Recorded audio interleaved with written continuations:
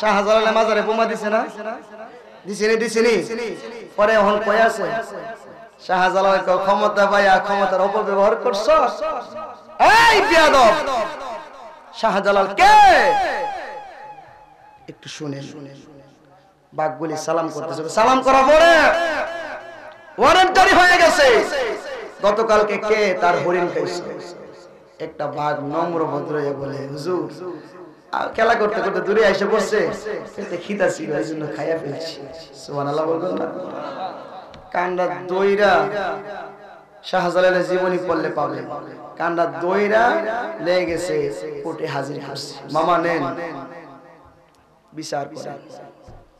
যেই মাত্র বলছি বিচার করেন, উনি মনে মনে ভাবতেছে, ওনার মামা আহমদ কবির মনে মনে ভাবতেছে যে ডান হাতের 2 আঙ্গুল বাম হাতের 1 আঙ্গুল দিয়া 2টা চড় দিবি, ডান হাতের 2 আঙ্গুল দিয়ে একটা চড়, বাম হাতের 1 আঙ্গুল দিয়ে একটা চড়। সুবহানাল্লাহ। উনি মনে মনে কিভাবে মনে মনে ভাবতেছে। নেও ভাইটা বিচারটা তুমি করো। প্রকাশ্যে বলে নাই।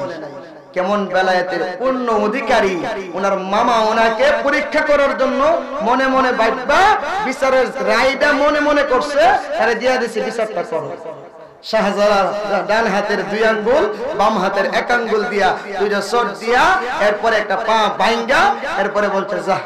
সুবহানাল্লাহ।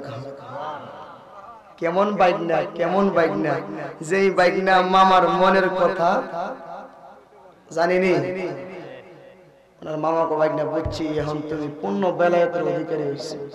আমার দিলের কথাটা আমি যে রায় করছি মনে মনে, বিচারটা তুমি প্রকাশ্যে করছো, তুমি এখন পরিপূর্ণ আল্লাহ ওয়ালা হয়েছে। জোরে কোন সুবহানাল্লাহ।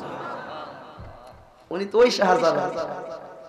ওই শাহজালালের ক্ষমতা পাইয়া মাজারে বোমা দাও। এখন দেখো অবস্থা, আকলের ইশারা ব্যাকলের ধাক্কা। জ্ঞানী যারা বুঝে তারা শুধুমাত্র ইশারা, অজ্ঞানে পাইনা সারা ঘুরে বেড়ায় জীবন ভরা। জ্ঞান হইল নূরের আলো, অজ্ঞান হইল অন্ধকার। কথা কোন ঠিক কিনা? বেশি কোন লাগে না।